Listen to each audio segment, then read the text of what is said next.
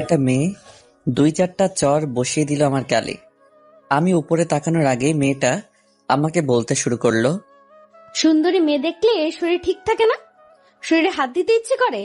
মেয়েদেরকে তো ইফটিজিং ভালোই করস। বাসায় মা বোন নাই নাকি? মা বোন থাকলে তো আর বাইরে মেয়েদের সাথে ইফটিজিং করতি না। কিভাবে যে এই লুচ্চাগুলো ভার্সিটিতে চান্স পায় আল্লাহ ভালো জানেন। এক নিঃশ্বাসে কথাগুলো বলে থামলো মেয়েটা। আমি এতক্ষণে সামনে তাকাতেই ক্রাশ খেলাম মেয়েটার উপর। কিন্তু আমি মেয়েটার কথাগুলো কানে না নিয়ে দেখতে লাগলাম মেয়েটার সৌন্দর্যকে। যদিও মেয়েটার কথাগুলো শুনে ইচ্ছা করছিল ২-৪টা চড় মেরে হাত পা ভেঙে দেই, কিন্তু তা করলাম না। শুধু মনে মনে বললাম, পরে মজা বুঝতে পারবি সোনা, কার শরীরে হাত দিছো তুমি। তবে এর আগেও অনেককেই মেডিকেলে পাঠাই দিছিলাম। আসলে কি হয়েছিল শুনেন। মূল ঘটনা, আজকে আমার প্রথম ভার্সিটিতে আসা। আমি খুবই স্বাভাবিক ও সাধারণভাবেই ভার্সিটিতে আসলাম। কিন্তু সমস্যা হলো, আমি মাথা নিচু করে গেট দিয়ে ঢুকতেছিলাম, এমন সময় একটা মেয়ে নিজ ইচ্ছায় এসে আমার সাথে ধাক্কা খেয়ে আমাকে উপরে যা পড়েছেন তাই। বারবার বলা যাবে না, কারণ আমার তো মান সম্মান আছে, তাই না? ভালো করে মেয়েটার পুরো শরীর একবার দেখে মাথার মেমোরিতে কপি করে রেখে দিলাম। তারপর আমি কোনো কথা না বলেই ওখান থেকে চলে আসলাম আর আমার ক্লাসরুম খুঁজতে লাগলাম। অবশেষে পেয়ে গেলাম আমার ক্লাসরুম। আমার নাম পলক। এবার অনার্স প্রথম বর্ষে পড়ুয়া এক ছাত্র। এখন এর চেয়ে বেশি কিছু বলার প্রয়োজন নেই। গল্প পড়তে থাকেন, এমনিতেই জানতে পারবেন। এর মাঝে রহস্য তো আছেই। আমি ক্লাসে বসে আছি, স্যার ক্লাসের সবার পরিচয় নিতেছেন, আর আমি ফোন টিপতেছি পিছনের বেঞ্চে বসে। হঠাৎ সামনে চোখ যেতেই ওই মেয়েটাকে দেখলাম, আর দুজনের পরেই সে তার পরিচয় দিবে, তাই আমি আর ফোন না চেপে ওর দিকে তাকিয়ে থাকলাম। অবশেষে সে পরিচয় দিল, তার নাম শারমিন। বাসা ভার্সিটির পাশেই বলতে হয়। বাবা বিদেশ থাকে আর মা বাসায় থাকেন। আর শারমিনের কোনো ভাই বোন নেই। একটু শুনেই আমি আবারও ফোন চাপতে শুরু করলাম। আমি ভালো ছাত্র নাকি খারাপ তা আমি বললাম না, আপনারা এমনিতেই জানবেন। নিজের প্রশংসা নিজে না করাই ভালো। তবে আমি সবচেয়ে পিছনের বেঞ্চে বসতে পছন্দ করি, কারণ আমি স্বাধীনতা পছন্দ করি সব সময়। কয়েকটা ক্লাস করার পরে বুঝতে পারলাম যে শারমিনকে সকল স্যার ম্যাডাম চিনে, আর ছাত্রী হিসেবেও বোঝা যাচ্ছে ভালো। তাই কিছু বলার বা কিছু করার আগে সাবধানতা অবলম্বন করতে হবে। আমি ক্লাস থেকে বাইরে তাকিয়ে দেখলাম রাজীব ভাই মাঠে দাঁড়িয়ে আছে। রাজীব ভাই আমার থেকে 1 ইয়ার সিনিয়র। আমি রাজীব ভাইয়ের কাছে যেতেই সে বলল, কি পলক, এখানে যে কবে আসছো ঢাকায়? আর আমাদেরকে বলনি কেন? আমি বললাম, এই তো কালকে আসছি, আজকে ভর্তি হলাম। কেমন আছেন? ভালোই। তবে তুমি আসবা এখানে আর আমাদের বললা না? এমন সময় শারমিনও ক্লাসরুম থেকে বের হয়। আমি শারমিনকে দেখিয়ে বললাম, ভাই ওই মেয়েটাকে চিনেন? আচ্ছা, তুমি ভাই ভাই করছো কেন? আমি চাই আমার সম্পর্কে কেউ যেন কিছু না জানে, আর আপনিও কাউকে বলবেন না আশা করি। আচ্ছা ঠিক আছে, বলবো না। এখন বলেন, ওই মেয়েকে চিনেন কি? হ্যাঁ চিনি, কিন্তু ওসব কিছু জানি না ওর সম্পর্কে। যদি তোমার লাগে তাহলে ওই মেয়ের 14 গোষ্ঠীর সম্পর্কে তোমাকে দিয়ে দিব। এত কিছু লাগবে না আমার, শুধু ওই মেয়ের সম্পর্কে জানালেই হবে। আচ্ছা ঠিক আছে, তোমাকে বিকালের মধ্যে দিতেছি। আচ্ছা ঠিক আছে, পরে কথা হবে। এই বলে আমি রাজীব ভাইয়ের কাছ থেকে চলে আসলাম। টিফিন টাইম শেষ করে আমার ক্লাসরুমে ঢুকতে যাব, এমন সময় কে যেন আমার পায়ে বাধা দেয়, আঘাত করে। ক্লাসে যারা ছিল সবাই ভাবছিল আমি হয়তো সামনের দিকে পড়ে যাব, কিন্তু আমি পড়ে না গিয়ে ফ্লোরে হাত দিয়ে বুক ডাউন দিলাম। এতে সবাই অবাকই হলো। কেউ ভাবতেই পারেনি যে আমার মতো আনস্মার্ট একটা ছেলে এভাবে বুক ডাউন দিবে। এতে অনেকে হাততালিও দিল। তবে বড় কথা হলো যে আমাকে বাধা দিছিল সে হলো শারমিন। আরো লজ্জা পেল এই কাজটা করে। আমি উঠে শারমিনের কাছে যেতেই আবারও বলা শুরু করলো, এই এই দাঁড়া দাঁড়া, তুই এই ফকিন্নির পোশাক পরে আমার কাছে আসবি না। একদিন যেতে না যেতে এই পেছনে ঘুরোঘুরি শুরু করে দিছে। তোর লজ্জা করে না মেয়ের হাতে মার খেতে? ও, তোর লজ্জা করবে কেন? রাস্তার ছেলেদের লজ্জা আছে নাকি আবার? শারমিন এগুলো বলতেছে আর আমি দাঁড়িয়ে হাসতেছি, এই ভেবে যে আমার পরিচয় পেলেও দাঁড়িয়ে থাকতে পারবে না। আর কথা বলা তো দূরের কথা, আর কে কার পিছনে ঘোরাঘুরি করে তা দেখা যাবে। আমার হাসি দেখেও বলল, ওই হাসবি না একদম। আর একবার হাসলে তোর হাত পা ভেঙে দিয়ে মেডিকেলে পাঠিয়ে দেব। এমন সময় স্যার ক্লাসে আসলো, তাই আমিও কিছু না বলে আমার জায়গায় গেলাম, আর বাকি স্টুডেন্টগুলো যেন বিনামূল্যে সিনেমা দেখলো। আরো ভালো একটা সিনেমা দেখতে পারতো যদি স্যার ক্লাসে না আসতো। এভাবে কেটে গেল ভার্সিটির প্রথম দিন। পরের দিন সকালে ভার্সিটি আসার কারণে মাঠে একটাই বসে আছি। হঠাৎ লক্ষ্য করলাম 8-10টা মেয়ে আমাকে চারদিক দিয়ে ঘিরে ধরেছে, আর সবার মাঝে আমি বসে আর শারমিন দাঁড়িয়ে আছে। এমন সময় শারমিন আমাকে একটা লাথি দিতে ধরলো। তখন আমি তার আগেই উঠে শারমিনের মাথাটা ধরে গালে কিস করলাম। এতে সবাই অবাক হয়ে যায়। এরপর আমি আর কিছু না বলে 2টা মেয়েকে হাত দিয়ে সরিয়ে সোজা ক্লাসরুমে চলে আসলাম। কিন্তু ক্লাসরুমে এসে বেশিক্ষণ থাকতে পারলাম না, কারণ আমার 2 ঠোঁটে আটা ময়দা লেগেছিল। তাই ফ্রেশ হতে ওয়াশরুমে চলে গেলাম। আমি কিছু বুঝি না, সুন্দরী মেয়েগুলো কেন যে আটা ময়দা মাখে। আটা ময়দা না মাখলে মনে হয় মেয়ে জাতির কলঙ্ক হবে।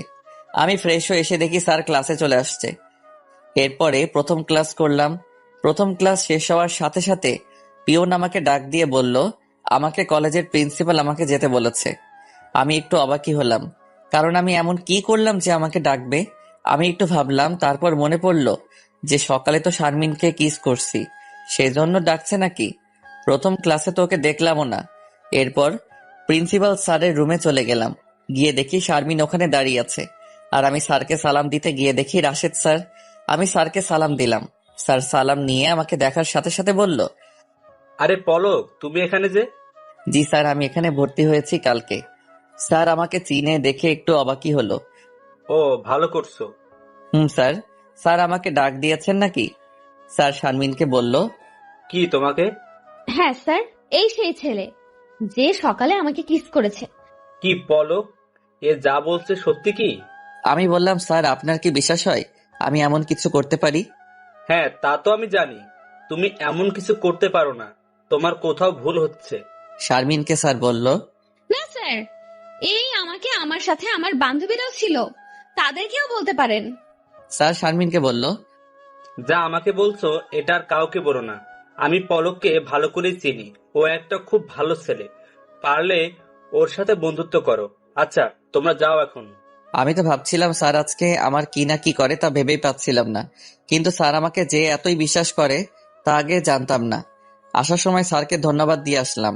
এদিকে শারমিন মন খারাপ করে রেগে ক্লাসে আসলো, আর আমি রাজীব সহ কয়েকটা বড় ভাইদের সাথে কথা বলে ক্লাসে আসলাম। ক্লাসে এসে দেখি স্যার ক্লাসে চলে আসছে।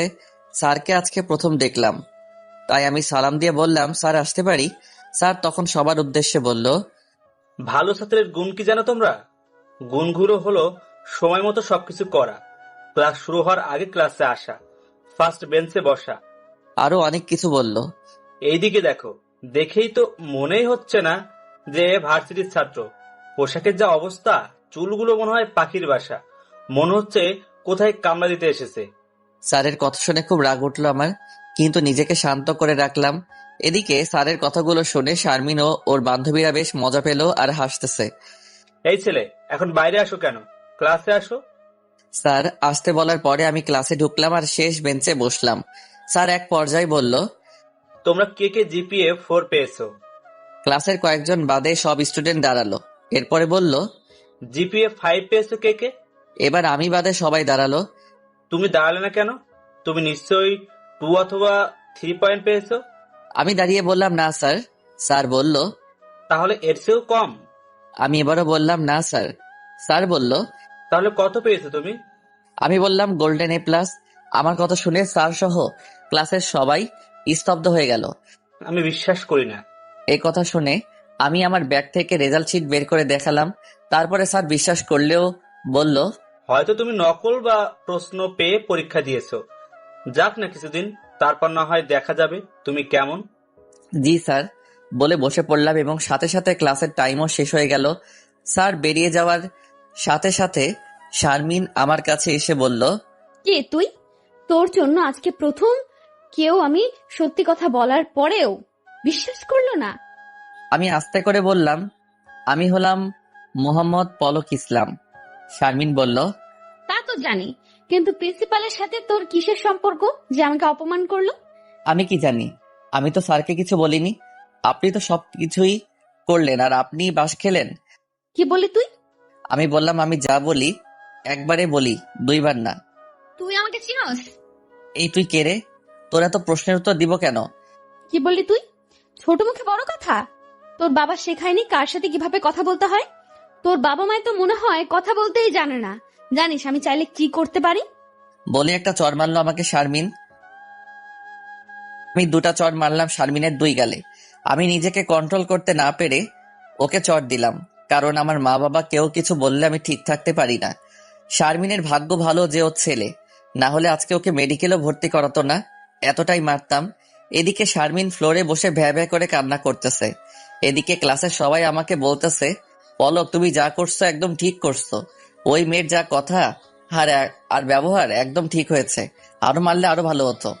এর কিছুক্ষণ পরে স্যার ক্লাসে আসলো, এসে দেখে শারমিন কান্না করতেছে। এমন সময় স্যার ক্লাসে চলে আসে আর বলল, কি হয়েছে এখানে? এত হইহুল্লোড় কেন? আমরা সবাই বললাম কিছু না স্যার, কিন্তু শারমিন স্যারকে সবকিছু বলল, আরো কিছু মিথ্যা বানিয়ে যোগ করলো। এতে স্যার রেগে আমাকে অনেক বকা দিল ও অনেক মারলো। তবুও আমি আর কিছু বললাম না, আর স্যারের ভয়ে অন্যরাও কেউ কিছু বলল না। আমাকে স্যার মারার সময় শারমিন দেখছিল আর হাসছিল, এতে করে আমার আরো রাগ ওঠে, কিন্তু স্যার থাকায় চুপ করে থাকলাম। এইভাবে কেটে গেল বেশ কয়েকদিন। প্রায় প্রতিদিনই আমার সাথে শারমিনের লাগে, হয়তো কখনো শারমিনের নিজের ইচ্ছায়, আবার কখনো দুজনের দোষেই হয়ে যায় ঝগড়া মারামারি। এর কারণে প্রায় প্রতিদিন স্যারদের বকা খাই আমি, কোনো কোনো দিন মাইরও খাই আমি। এটা এখন আর আমি কিছু মনে করি না, সবসময় হাসি খুশিতেই থাকি। আমিও শারমিনকে দেখতে পারি না, আর শারমিনও আমাকে দেখতে পারে না। এর মধ্যে আমি শারমিনের সম্পর্কে সবকিছু পেয়ে যাই। বড়লোক বাবা মায়ের একমাত্র মেয়ে শারমিন, ওর বাবা বিদেশে থাকে, মা কিছু করে না, বাড়ি গাড়ি টাকা পয়সা সবকিছু আছে। এখানে ওরা নতুন বাড়ি করছে, যখন যা চাই তাই পেয়ে যায় শারমিন। একবার যেটাও চাইবে তাও নিয়ে ছাড়বেই। আর শারমিনের রাগ ও জেদ দুটোই অতিরিক্ত বেশি। কিছুদিন পরে স্যার বলল, সামনের সপ্তাহে ক্লাস পরীক্ষা নিবে, তাই সবাইকে ভালো করে পড়ে আসতে বলল, আর বলল যে খারাপ রেজাল্ট করবে তার জন্য শাস্তি আছে। যে স্যার আমাকে একদিন অনেক কথা বলল সেই স্যার। এই কথা শুনে শারমিন ও ওর বান্ধবীরা খুবই খুশি হলো, কারণ আমার রেজাল্ট খারাপ হবে আর আমি শাস্তি পাবো। সেই জন্য আমি এখন ক্লাসে ঠিকমতো পড়া করি না, অল টাইম বড়দের সাথে চলাচল করি, আড্ডা দিই, ফাইজলামো করি ইত্যাদি। তবে ক্লাসে একটু শান্ত হয়ে থাকি। ক্লাস শেষে শারমিন আমাকে বলল, দেখা যাবে কে ফার্স্ট হয় আর কে শাস্তি পায়। বলে বাসায় চলে গেল শারমিন। আমি কিছু না বলে সোজা বাসায় চলে আসলাম। এর মধ্যে সপ্তাহ শেষ হলো আর পরীক্ষা হলো। পরীক্ষায় পুরো ক্লাসে শারমিন ফার্স্ট, 50 নম্বরে পরীক্ষায় 47 পেয়েছে, আর আমি পেয়েছি 50-এ 27। স্যার আমাকে তিরস্কার করে বলল, আরে মিস্টার গোল্ডেন, এই হলো আপনার ক্যালমা। আরে ওই মেয়েটাকে দেখো, ও তো গোল্ডেন পেয়েছে আর নিজের জায়গা ধরে রেখেছে। তোমার মতো চালই গোল্ডেন না, লেখাপড়া তো পারোই না, আবার ভাব দেখাও। আরো অনেক কিছু বলে স্যার চলে গেলেন। সবাই আমার দিকে তাকিয়ে আছে। মেয়েগুলো বলা বলি করছে, ঠিক মতো আছে, ভালো হয়েছে, বেশি ভাব দেখায়, মনে হয় কি না কি একটা। কথাগুলো শুনে শারমিনের কেন যেন খুব কষ্ট লাগলো। তারপরও আমার দিকে ও তাকালো। এই প্রথম আমার মন খারাপ দেখলো। মুখ গোমরা করে সারা ক্লাস বসেছিলাম। টিফিনের ঘন্টা দেওয়ার পর সবাই বের হয়ে যাচ্ছিল। আমি হঠাৎ টেবিলের উপর খুব জোরে একটা ঘুষি দিয়ে তারপর ব্যাগ নিয়ে চলে গেলাম। এটা শারমিনের চোখে পড়েছিল। শারমিন ভাবছিল আমার সাথে কথা বলবে, কিন্তু এর আগে আমি বেরিয়ে গেলাম, সোজা হোস্টেলে চলে আসলাম। কয়েকদিন আগে হোস্টেলে উঠেছি ক্লাস করার ও পড়ার সুবিধার জন্য। টিফিনের পরে শারমিন আমাকে অনেকক্ষণ ধরে খুঁজলো, বাট পেল না। হঠাৎ আমার রুমমেট পলাশকে দেখে ডাক দিল। এই পলাশ শোনো। হ্যাঁ বলো। আচ্ছা তোমার বন্ধু কই? কোন বন্ধু? আরে পলক। ও ও বললো মাথা ব্যথা করছে, স্যারকে বলে হোটেলে চলে গেল। কেন বলো তো? ও আচ্ছা, ও সম্পর্কে কিছু জানো? ও এমন কেন? কারোর সাথে কথা বলে না, ক্লাসে তো অনেক মনোযোগী থাকে, তাহলে পরীক্ষায় খারাপ করলো কেন? আরে ও যে পাশ করেছে এটাই বেশি। তুমি তো জানো ওকে আমি আজ পর্যন্ত পড়তে দেখিনি। না না, পড়তে দেখিনি বললে ভুল হবে, ও পড়ে, কিন্তু কি পড়ে জানো?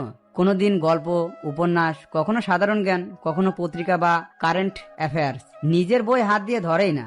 আমি বুঝি না এ কি মানুষ। তুমি বলো ভালো করবে কিভাবে? তা হঠাৎ ওর কথা জিজ্ঞেস করছো?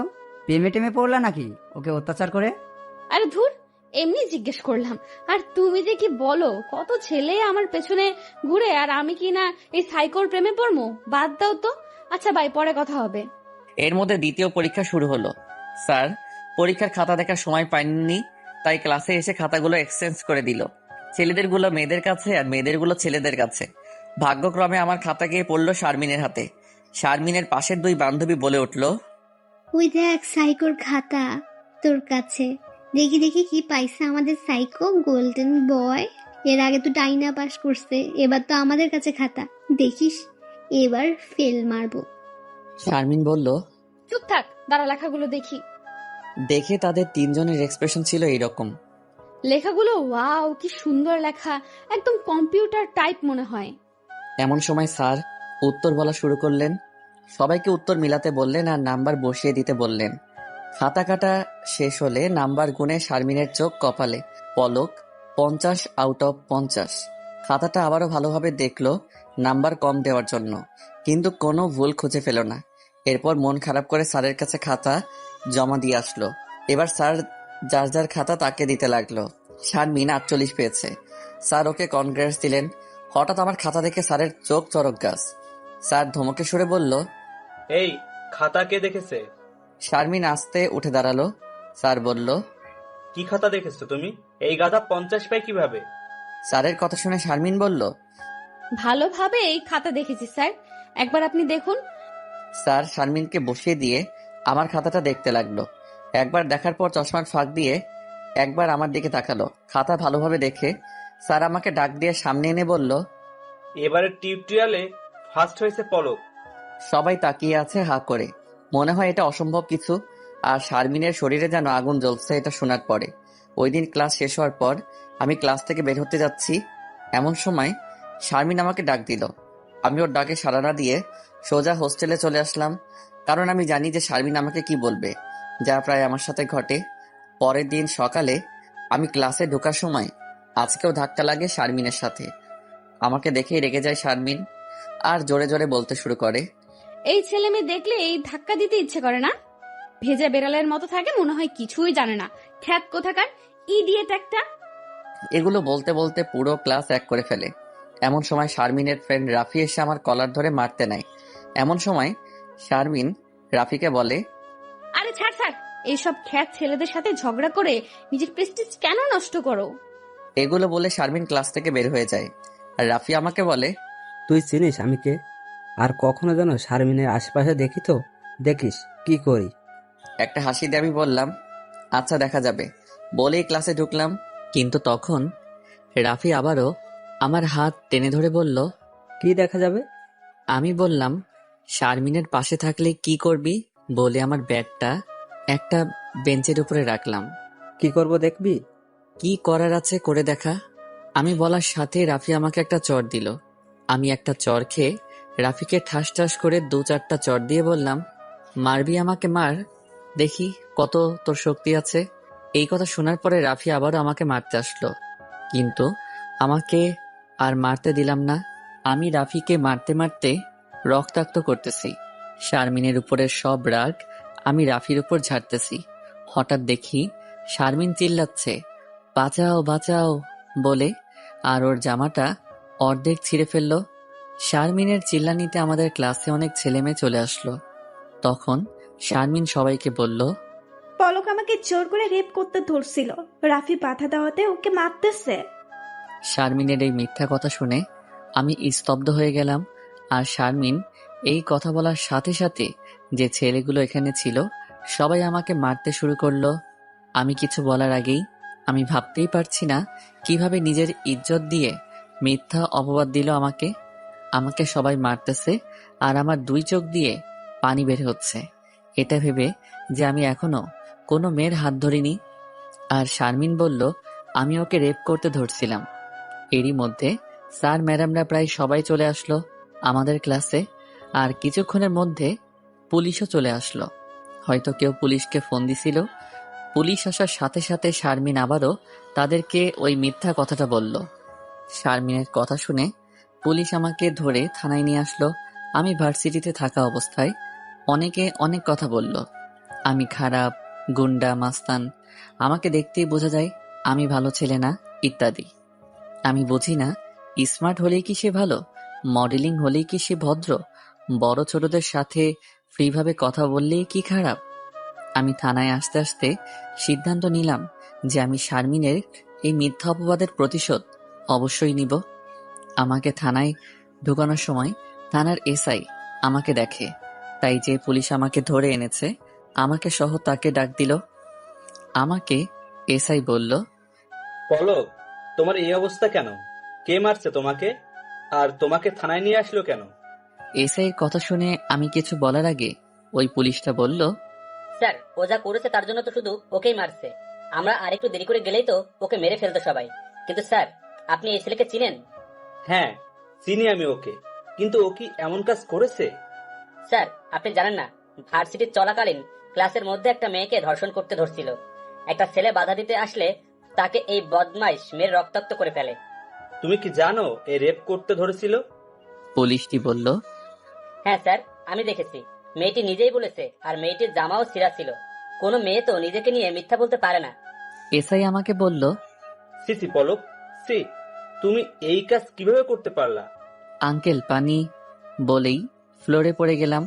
এসআইকে আঙ্কেল বলার কারণ হলো তিনি আমার বাবার সবচেয়ে কাছের বন্ধু। এক কথায় এসআই আর আমার বাবা বেস্ট ফ্রেন্ড। আর এসআই আমাকে ভালোভাবে জানে আমি কেমন। আমাকে সবাই মিলে মারার কারণে আমি রক্তাক্ত হই, আর শরীরে কোনো শক্তি ছিল না, তাই অজ্ঞান হয়ে ফ্লোরে পড়ে যাই। আমি চোখ খুলে দেখি আমি মেডিকেলে। আমি বেডে শুয়ে আছি। এসআই আর একটা পুলিশ এক পাশে দাঁড়িয়ে আছে, আর অন্য পাশে একটা নার্স আমার শরীরের ক্ষতস্থানে মেডিসিন দিতেছে, আর আমাকে একটা স্যালাইন দেওয়া হয়েছে। আমাকে এসআই বলল, এখন ঠিক আছো তুমি? আমি বললাম, হ্যাঁ ঠিক আছে আঙ্কেল। এসআই বলল, এখন তোমার বাবাকে আমি কি বলবো? আমি এসআইকে বললাম, আঙ্কেল আমি কিছু করিনি, আর আমার কোনো দোষ নেই। তোমার এই কথা কে বিশ্বাস করবে প্রমাণ ছাড়া? আর তোমার কাছে কি প্রমাণ আছে? আমি বললাম, হ্যাঁ প্রমাণ আছে। আঙ্কেল বলল, কি প্রমাণ আছে তোমার কাছে? আমি বললাম, আমাদের ভার্সিটিতে প্রতিটি ক্লাসে ও বাইরে সিসি ক্যামেরা লাগানো আছে। ক্যামেরা থেকে আপনি প্রমাণ নিতে পারবেন। এসআই আঙ্কেল বলল, তাহলে ঠিক আছে, বাকিটা আমি দেখতেছি। এরপর আঙ্কেল পুলিশটাকে বলল, স্যালাইন শেষ হলে রহমান সাহেবের বাসায় একে রেখে দিয়ে ভার্সিটি চলে আসো। আমি নিজেই ওর ভার্সিটি যাচ্ছি। পুলিশটি বলল, ওনার বাসায় কেন স্যার? ওনার ছেলেকে চিনো তুমি? না তো, চিনি না স্যার। এ হলো রহমান সাহেবের ছেলে। আমার পাশে একবার তাকিয়ে বলল, কি বলেন স্যার? এটা কিভাবে সম্ভব? এত কথা না বলে আমি যা বলছি তাই করো।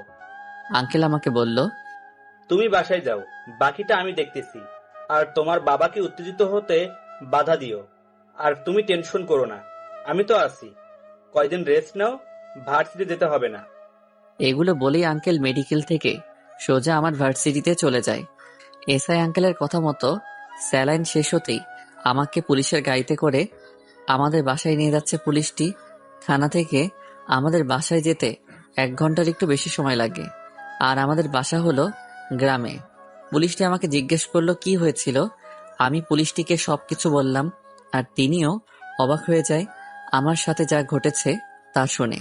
আমি বাসায় যাচ্ছি, ভাবতেছি নিজেকে চেঞ্জ করব, থাকবো না আর আগের মতো গ্রাম্য ছেলে, মিশে যাব রঙ্গময় এই পৃথিবীর সাথে আলাদা একটা রং হয়ে। দেখবো এবার কে করে আমাকে অবহেলা।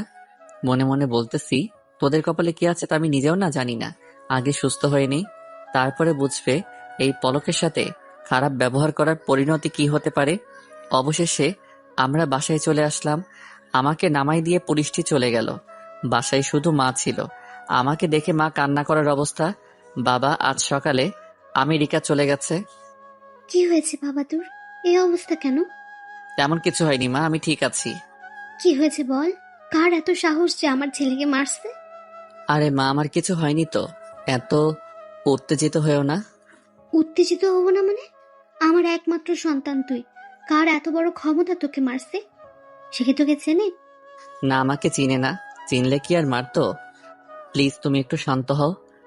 দাঁড়া, আগে তোর বাবাকে ফোন দেই। মা প্লিজ আমাকে এখন রেস্ট নিতে দাও, তারপরে সবকিছু বলবো। আচ্ছা ঠিক আছে, তুই রেস্ট নে, আমি তোর জন্য খাবার নিয়ে আসছি।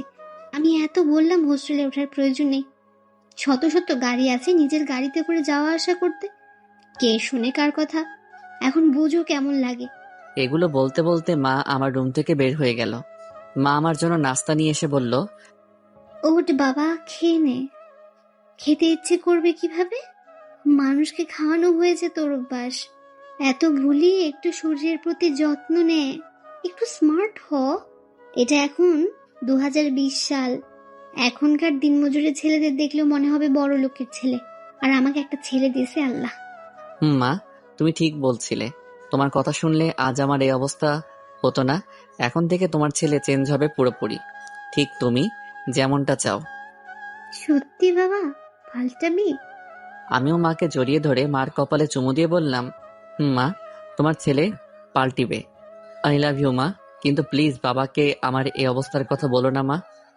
আচ্ছা ঠিক আছে, বলবো না। থ্যাংক ইউ মা, তুমি পৃথিবীর শ্রেষ্ঠ মা। আমি 5 দিনের মধ্যে সম্পূর্ণ সুস্থ হয়ে যাই, কিন্তু ভার্সিটিতে যাইনি এখনো। আজকে 10 দিন পরে ভার্সিটিতে আসলাম আমি।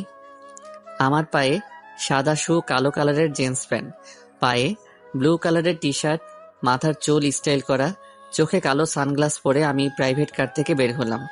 সকল ছেলে মেয়ে আমার দিকে তাকিয়ে আছে, কে এই হ্যান্ডসাম। আমি গাড়ি থেকে বের হয়ে সোজা আমাদের ক্লাসে চলে গেলাম। আমি যখন ক্লাসে যাচ্ছি তখন সবাই আমার দিকে অবাক চোখে তাকিয়ে আছে। প্রথম দেখাতে কেউ চিনতে পারেনি আমি যে পলক। একটু ভালো করে দেখে সবাই চিনতে পারে যে আমি পলক।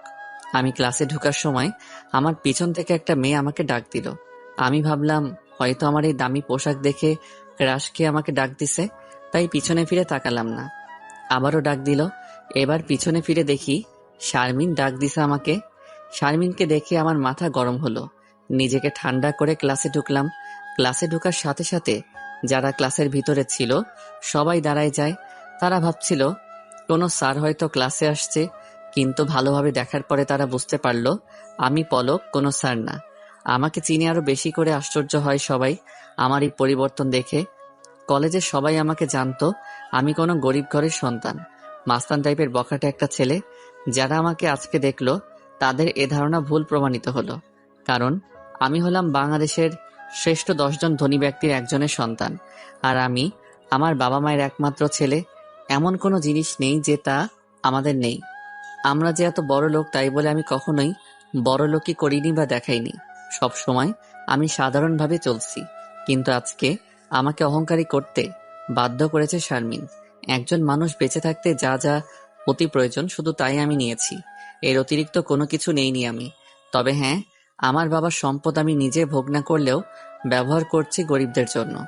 এই ঢাকা শহরে একটা কল্যাণ সংস্থা আছে গরিবদের জন্য, যা প্রতিষ্ঠিত হয় আজ থেকে 4 বছর আগে। তখন আমাদের বাসা ছিল এই ঢাকা শহরে। তখন আমি পড়তাম ক্লাস 9-এ। বাবা ধনী হওয়ায় আমি যা যা করতে চাইতাম তাই করতে দিত আমাকে। তবে আমি কখনো খারাপ কিছু করিনি। আমি যা কিছু করেছি তা সাধারণ মানুষের জন্য। সংস্থাটি আমি নিজেই এখনো চালাই। তবে 2 বছর থেকে আমি নিজে সংস্থায় আসিনি, কারণ আমি ঢাকা শহরেই ঢুকিনি 2 বছর। এর কারণ হলো আমার একটা ছোট কিউট বোন ছিল। আমি যখন এসএসসি পরীক্ষা দিব তার কয়েকদিন আগে থাকায় এই ব্যস্ত রাস্তায় আমার বোনটা রোড অ্যাক্সিডেন্ট করে মারা যায়। আমার বোনের এই মৃত্যু আমি সহ্য করতে পারিনি আমি ব্যস্ত ঢাকা শহরে থাকতে। আমি বাবা মাকে বলি আমি এই শহরে থাকবো না। আমার বোন মারা যাওয়ায় আমি বাবা মায়ের একমাত্র সন্তান হয়ে যাই, তাই তারা না করতে পারেনি। আর আমার জন্য গ্রামে একটা বাড়ি করে, আর ওখানে আমি মা বাবা থাকি আজ থেকে 2 বছর আগ পর্যন্ত। বাকিটা সময় হলেই জানতে পারবেন। আমি বেঞ্চে ব্যাগ রেখে বসতেই শারমিন আমার কাছে এসে বলল, প্লিজ আমার সাথে একটু কথা বলো, প্লিজ। আমি কোনো কথা না বলে প্যান্টের পকেট থেকে ফোনটা বের করে পলাশকে ফোন দিলাম, কারণ আমাদের ক্লাসের মধ্যে ওর সাথে ভালো বন্ধুত্ব। তাছাড়াও দুজন এক হোস্টেলে ছিলাম। আমি ফোন দিয়ে বললাম, কই তুই? পলাশ বলল, দাঁড়াও, আমি আসছি, গেটে আছি এখন। এদিকে শারমিন আমার সাথে কথা বলার জন্য চেষ্টা করতেই আছে। সরি পলক, আমার ভুল হয়েছে তোমার সাথে খারাপ ব্যবহার করা। প্লিজ একবার কথা বলো আমার সাথে। আমি শারমিনের দিকে তাকিয়ে দেখি ওর চোখ দুটা জ্বলজ্বল করতেছে। কখন যে পানি বের হয় ঠিক নেই। চেহারাটাও আগের মতো নেই, অনেক শুকিয়ে গেছে। চোখের নিচে কালো দাগ পড়েছে। জানি না আমি কি জন্য শারমিন এমন হয়েছে। আমি শারমিনের সাথে কথা না বলে ক্লাস থেকে বের হতে যাব, এমন সময় শারমিন আমার হাত টেনে ধরে বলে, তোমার হাত ধরে বলতেছি সরি, আমি অনেক অন্যায় করেছি তোমার সাথে, প্লিজ একবার ক্ষমা করে দাও আমাকে। এমন সময় রাফি এসে শারমিনকে বলে, কি হয়েছে তোর? কার কাছে তুই ক্ষমা চাচ্ছিস? এই ছদ্মবেশীর কাছে? এ তো ছদ্মবেশে আজ কলেজে আসছে। রাফির কথা শুনে শারমিন রাফিকে জোরে একটা চড় মারল আর বলল, আমি কি করি না করি তাতে তোর কি? তোর জন্য আজ আমি এর কাছে খারাপ। এখান থেকে ভাগ তুই। রাফি কোনো কথা না বলে এখান থেকে চলে গেল। শারমিন আবারও বলল, শেষবারের মতো আমাকে একবার মাফ করে দাও প্লিজ। মাফ না করলে আমি নিজেকে কি করব তা আমি নিজেও জানি না। এবার আমি প্রথম শারমিনের সাথে কথা বললাম। আপনি নিজেকে কি করবেন? সর্বোচ্চ আত্মহত্যা করবেন? এটা আপনার মাথায় ছিল না? আমাকে মিথ্যা অপবাদ দেওয়ার সময় আগে ভাবেননি একটা সাধারণ ছেলের সাথে আপনি কি কি করতেছেন? গ্রামের মানুষ গরিব বলে তারা কি মানুষ না? আপনার আর গ্রামের মানুষের মধ্যে পার্থক্য কি জানেন? আপনাদের মতো বড় লোকদের টাকা পয়সা আছে, এটা তাদের নেই। আপনাদের আছে দামি দামি পোশাক আর তাদের আছে কম দামি পোশাক, এই বলে তারা কি মানুষ না? আপনি এখন আমার কাছে ক্ষমা চাচ্ছেন কিসের জন্য জানেন? কারণ আপনি আমার পরিচয় জেনেছেন যে আমি কোনো গ্রামের কৃষকের ছেলে না। আমার বাবা বাংলাদেশের শ্রেষ্ঠ ধনীদের মধ্যে একজন, এটা জেনেছেন। আপনি আমাকে কাছে ক্ষমা চাচ্ছেন আমাদের টাকা ও সম্পদের জন্য। আপনি বলতে পারবেন আজ আমি গরিব হলে আপনি চাইতেন আমার কাছে ক্ষমা? আমি একবার এতগুলো কথা শারমিনকে বললাম, এর কারণ আপনারা তো জানেনই শারমিন আমার উপর প্রথম দিন থেকে কি করছে আর কি না করছে। আসলে এটা সত্যি যে আজ আমি বড়লোক বাবার ছেলে না হলে ওই মিথ্যা অপবাদ নিয়ে জেলেই সারা জীবন পার করতে হতো আমাকে। জানতো না কেউ আসল কাহিনী কি। এদিকে শারমিন আমার কথা শুনে ক্লাসের মধ্যেই কান্না করে দিছে, আর কোনো কথা বলতেছে না। আবার আমি চিল্লিয়ে বললাম, আজ আমি গরিব হলে আপনি চাইতেন আমার কাছে ক্ষমা? ক্লাসের সবাই নীরব হয়ে আমার আর শারমিনের দিকে তাকিয়ে আছে। ওই দিন যারা ক্লাসে ছিল তারাই শুধু জানে সত্যিটা, আর যারা ছিল না বা পরে আসছিল আমাকে মারার সময় তারা তো জানে আমি শারমিনকে রেপ করতে ধরছিলাম। সবাই সত্যিটা না জানার কারণ হলো শারমিনের বড়লোক বাবা টাকা দিয়ে সবকিছু গোপন করে রেখেছে যাতে করে তার মেয়ের যেন কোনো বদনাম না হয়। কিন্তু ওর বাবা তো আর আমাকে আমার কিনে নিতে পারবে না, পারবে না আমার সম্মানকে কিনে নিতে। শারমিন কিছুক্ষণ কান্না করে কোনো কথা না বলে ওর ব্যাগ নিয়ে ক্লাসরুম থেকে বের হয়ে গেল। হয়তো বাসায় যাচ্ছে কান্না করতে করতে। এরপর স্যার ক্লাসে আসলো। স্যার কিছু বলল না আমাকে, কারণ স্যারেরা তো সবকিছুই জানে। আমি 2টা ক্লাস করে বাসায় চলে আসলাম, কারণ অনেক দিন পরে ভার্সিটি আসছি, তাই ভালো লাগছিল না। আমি বাসায় এসে ফ্রেশ হয়ে শুয়ে আছি আর ভাবছি যার উপর প্রথম ক্রাশ খেলাম সে আমার জীবনটাকে শেষ করতে ধরছিল, আর আমি আজ প্রথম তার সাথে কথা বললাম তাকে অপমান করে। কিন্তু আমি তো অন্যায় কিছু বলিনি, যা সত্যি তাই তো বলেছি। এগুলো ভাবতে ভাবতে ঘুমিয়ে গেলাম। এদিকে আমার বাবা আমেরিকা থেকে এসে সবকিছু শোনে আর অনেক রাগ হয়। তারপরে আমার বাবা, পুলিশের এসআই আর শারমিনের বাবা, এই 3জন মিলে কথা বলে সবকিছু ঠিক করে নেয় আমাকে না জানিয়ে। আর শারমিনের বাবা ওই দিনেই আমাদের ভার্সিটি গিয়ে সবকিছু মিটমাট করে নেয়। বিকালের দিকে আমি আর মা বসে টিভিতে ক্রিকেট খেলা দেখতেছি আর গল্প করতেছি। বাবা বাজারে গেছে, না হলে আমরা 3জন মিলে গল্প করতাম। মা বাবা দুজনেই আমার বন্ধুর মতো, বলতে গেলে বেস্ট ফ্রেন্ড। এমন সময় কে যেন আমাদের বাসায় আসে। মা গিয়ে তার সাথে কথা বলতেছে। মানুষটার কণ্ঠ শুনে মনে হলো একজন পুরুষ মানুষ।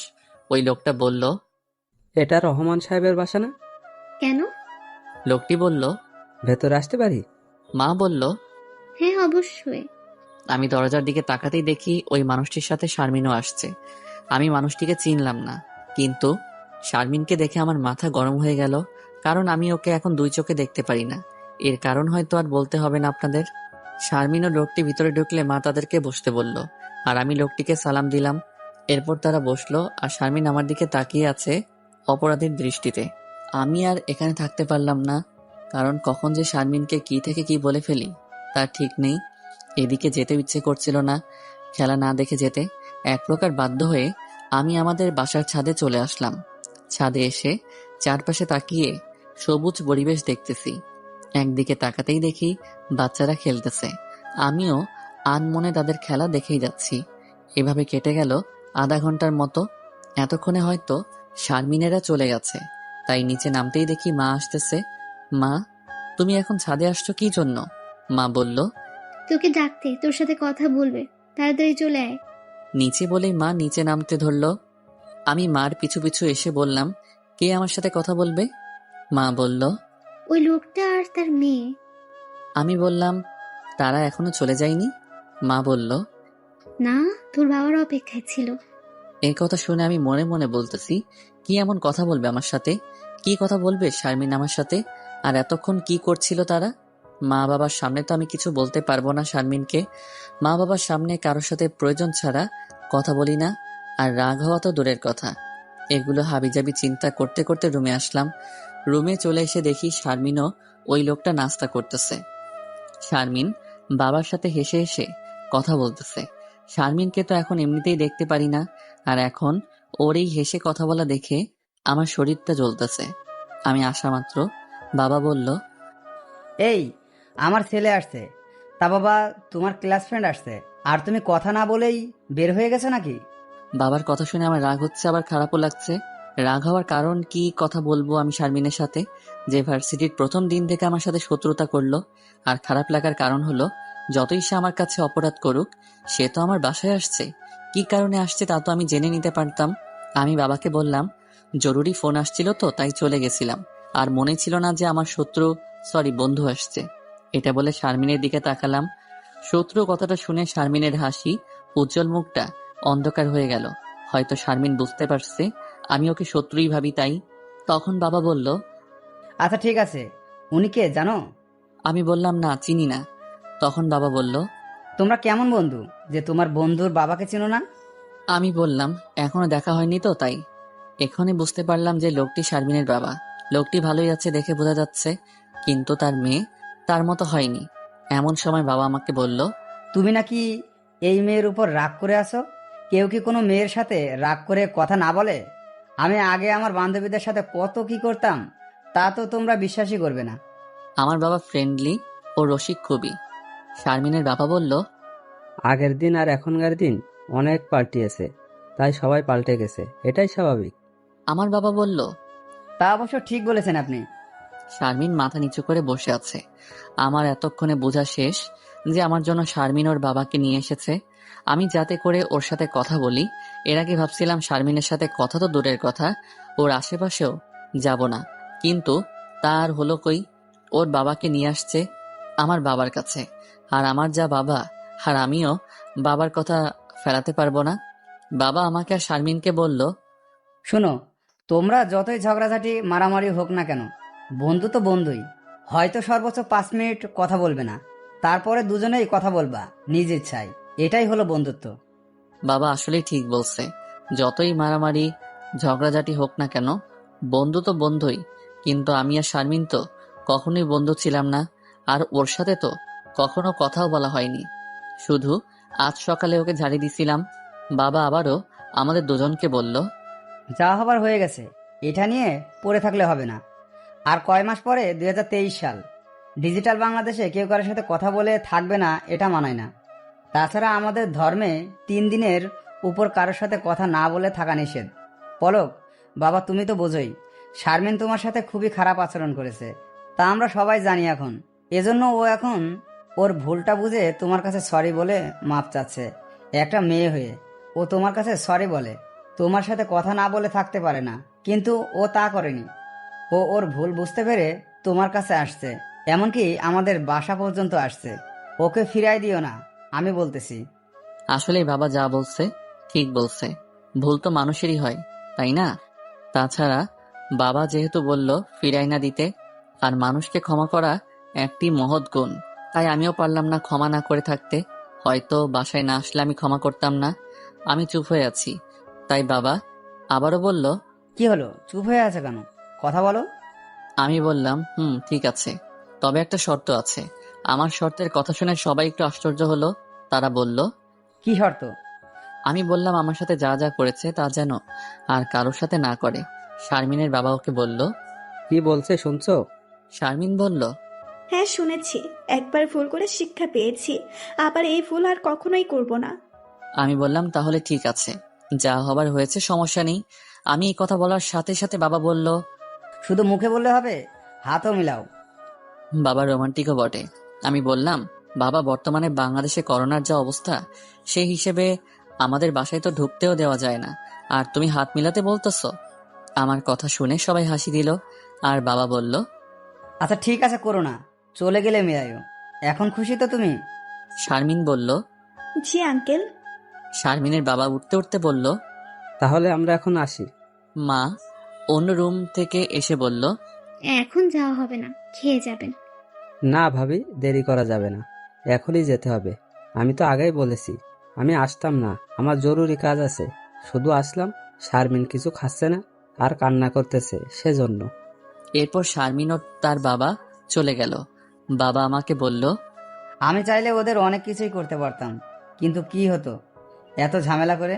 শুধু একটা মেয়ের ইজ্জত যেত, আর একটা পরিবারের মান সম্মান সব চলে যেত। বসবাস করতে পারতো না তারা এই সমাজে। বাবা, তা ঠিক বলছো। আই লাভ ইউ বাবা, আমি তোমার মতো একজন বাবা পেয়ে ধন্য। বাবাকে জড়িয়ে ধরে বললাম। বাবা আমাকে বলল, আমি সার্থক তুমি আমার সন্তান বলে। আমি চাই তোমার মতো যেন সকল সন্তান হয়। এমন সময় মা বলল, তোমরা বাবা ছেলে দুজনই শ্রেষ্ঠ, আর আমি কি?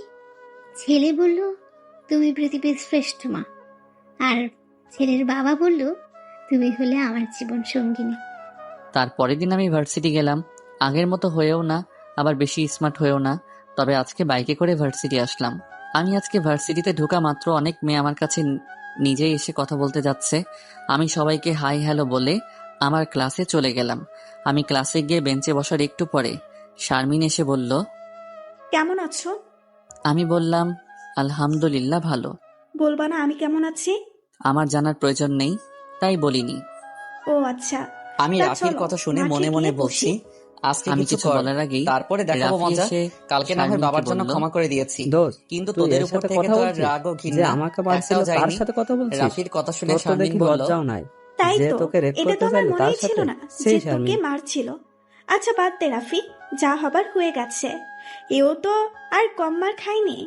এ কথা রাফি শুনে বলল, আমার জন্য তো আর মার খাইনি, তোর জন্য ওকে মারছি। আমাকে মারার প্রতিশোধ অবশ্যই নিব। শারমিন বলল, তুই কি বাদ দিবি না মাথা থেকে এসব? আমি বসে আছি, আমার সামনেই এরা কথা বলতেছে। এমন সময় ক্লাসে আজকে নতুন ম্যাডাম আসলো। ম্যাডাম আসার কারণে রাফি বলল, পরে দেখে নিব তোকে। আজকে নতুন ম্যাডাম আসায় প্রথম ক্লাসটা পরিচয় আর ফাইজলামা করে কেটে গেল। আমি লক্ষ্য করলাম শারমিন একটু পরপর আমার দিকে তাকাচ্ছে। আমি পিছনের বেঞ্চে বসার কারণে সহজে বুঝতে পারলাম, কারণ শারমিন সামনে বসছে। আমি মনে মনে বলতেছি, আমাকে দেখে কোনো লাভ নেই সোনা, তুমি কি মনে করছো আমি তোমার রূপ দেখে তোমার মায়ায় নিজেকে জড়াবো? তা কখনোই না। হতে পারো তুমি সুন্দরী, হতে পারো তুমি বড়লোক বাবার মেয়ে, কিন্তু আমি তো চাই না কোনো মিথ্যাবাদীকে। এরপরের ক্লাসগুলো আগের মতোই হলো। আজকে পুরো ক্লাসটা লক্ষ্য করলাম, দেখলাম যে মেয়েগুলো আমার দিকে চোখ তুলে তাকায়নি, তারাও আজ তাকাচ্ছে আমার দিকে। এটাই স্বাভাবিক। কথায় আছে, টাকা হলে বাঘের চোখও মিলে। বাঘ কিন্তু মানুষকেই খায় আবার। ঠিক সেই অবস্থা এই মেয়েগুলোর। তোমার টাকা আছে তো তোমার সাথে লুতুপুতু প্রেম করতেও রাজি আছে, কিন্তু তোমার কাছে টাকা নেই তো তোমার দিকে চোখ ফিরানোর সময়ও নেই তাদের। সব মেয়ে কিন্তু না, কিন্তু কিছু মেয়ে টাকা তো দূরের কথা, একটু ভালোবাসা আর একটু কেয়ার চাই শুধু। বেশ উপভোগী করতেছি আমি মেয়েদের ক্রাশ হয়ে। সে আমি কিছুদিন আগে মেয়েদের চোখের আশেপাশেও ছিলাম না, তারাই আজ আমার কাছে ঘুরঘুর করে। এইভাবে কেটে গেল বেশ কিছুদিন। এখন আর কেউ অপমান দূরের কথা, কেউ জোরেও কথা বলে না আমার সাথে। ক্লাসেও ফার্স্ট বয়। অনেকে মেয়েই প্রপোজও করেছে। এই মেয়েগুলোর মধ্যে শারমিনও রয়েছে। 2-3 দিন প্রপোজ করেছিল শারমিন, আমি সোজা না করে দেই। তবে মজার কথা হলো যে আগের মতো এখন আর কোনো মেয়ে আমার কাছে আসতে পারে না। এর কারণ হলো, শারমিন কোনো মেয়েকে আমার সাথে দেখলে শারমিন ওই মেয়ের 12টা বাজায় দেয়। একদিক দিয়ে ভালোই হয়েছে, কারণ আমাকে আর কেউ কেউ বোঝাতে হয় না যে আমি প্রেম করব না। শারমিনের সাথে আমি কথা বলি না খুব প্রয়োজন ছাড়া, কিন্তু ও সবাইকে বলে যে আমি নাকি ওর সাথে প্রেম করি। এখন কি করব আমি সেটাই ভাবতেছি। এদিকে রাফির সাথে মাঝে মাঝে তর্কাতর্কি হয়, তবে এখন সেটাও হয় না। এর কারণ হলো, রাফি শারমিনকে ভালোবাসে। এটা আমি জানার পরে রাফিকে আমি বলি যে তুমি তো জানো যে শারমিন আমাকে ভালোবাসে, এখন আসার সাথে বেশি ভেজাল করলে তোমার শারমিনকে নিয়ে নিব। এরপরে রাফি যা বলে সেটা শোনার জন্য আমি মোটেও প্রস্তুত ছিলাম না। রাফি বলে, ভাই, আমি তোর হাতে ধরে বলতেছি, আজ থেকে তোমার সাথে কোনো খারাপ ব্যবহার করব না। যা বলবা তাই শুনবো, কিন্তু প্লিজ শারমিনকে নিও না। আমাকে শুধু শারমিনকে দাও, যা করতে বলবা তাই করব। আমি বলি আচ্ছা ঠিক আছে, সময় হলে দেখা যাবে। শারমিন এখন প্রায় প্রতিদিনই আমাকে আই লাভ ইউ বলে সবার সামনে। একদিন রেগে গিয়ে বলি, তুমি কি মনে করছো তোমাকে ক্ষমা করে দিয়েছি বলে তোমাকে আমি ভালোবাসি? এটা যদি ভেবে থাকো তাহলে ভুল ভাবছো। আমার সাথে 2 দিন ভালোবাসার অভিনয় করে পরে বলবা আমি তোমার সবকিছু কেড়ে নিয়েছি। এর আগে তো কিছুই করতে পারোনি, এবার ভালোবাসার ফান্দে ফেলে প্রতিশোধ নিতে চাচ্ছ, তাই না? তুমি কি মনে করছো আমি এগুলো বুঝি না? আমি শেষবারের মতো তোমাকে বলতেছি, এখন থেকে তোমাকে যেন আমার আশেপাশে না দেখি। আর হ্যাঁ, আমি যেন শুনি না যে আমার সাথে কথা বলার জন্য কোনো মেয়েকে মারছো বা অপমান করেছো, তাহলে কিন্তু এর পরিণাম ভালো হবে না। এগুলো বলে শারমিনের কাছ থেকে চলে আসি। এর পরের দিন বিকালে পলাশ ফোন দিয়ে বলল, দোস্ত, তুই কি কিছু শুনেছিস? আমি বললাম না তো, কি হয়েছে? আজ সকালে তুই ইন্টার ফার্স্ট ইয়ারের এক মেয়ের সাথে কথা বললি না 10-15 মিনিট? আমি বললাম হ্যাঁ, তো কি হয়েছে? কি হবে আবার? শারমিন ওই মেয়েটাকে কলেজের ছুটির পরে যা তা বলে অপমান করেছে, আর অনেক মেরেছেও। কি বলিস তুই? সত্যি কি? হ্যাঁ সত্যি। আমি কি তোকে মিথ্যা বলেছি কখনো? আমি বললাম না, মিথ্যা তো বলিসনি। আচ্ছা ঠিক আছে, এখন শুনেন কাকে শারমিন মানলো আর ওই মেয়েটা কে। আমাদের ভার্সিটিতে কলেজও আছে। আজ সকালে কলেজের ক্লাসের দিকে গিয়েছিলাম, ওখানে গিয়ে দেখি আবিরের বোনকে। আবির হলো আমার বন্ধু, প্রায় 1 বছর থেকে ওর সাথে কথা হয় না। আমি মেয়েটার কাছে গিয়ে বলি, তুমি আবিরের বোন না? 2 বছর আগে দেখেছিলাম, তাই আমি শিওর না। মেয়েটা বলল, হ্যাঁ, কিন্তু আপনি কে? আমি বললাম আমি তোমার ভাইয়ের ফ্রেন্ড পলক। এরপরে মেয়েটা বলল, হ্যাঁ, এখন চিনেছি। এরপরে ওকে জিজ্ঞেস করলাম, কেমন আছো? ভাই কেমন আছে? বাসার সবাই কেমন আছে? তোমার ভাই কোথায়? এখন এরকম আরো অনেক কিছুই বললাম, আর ও উত্তর দিল। 15 মিনিটের মতো কথা হয় ওর সাথে। আমি ওকে নিজের বোনের মতোই দেখি। এই মেয়েকে শারমিন মারার কথা শুনে আমার মাথা গরম হয়ে গেল, আর শারমিনের উপরে সেই রাগ উঠল। যদি এখন আমি শারমিনকে পেতাম তাহলে ওকে মেরে শেষ করতাম, কারণ ও আমার ফ্রেন্ডের বোন, আবার আমি ওকে নিজের বোন ভাবি। আমি এখন ভাবতেছি, শারমিন সত্যিই কি আমাকে ভালোবাসে, নাকি আমার সাথে ভালোবাসার অভিনয় করবে?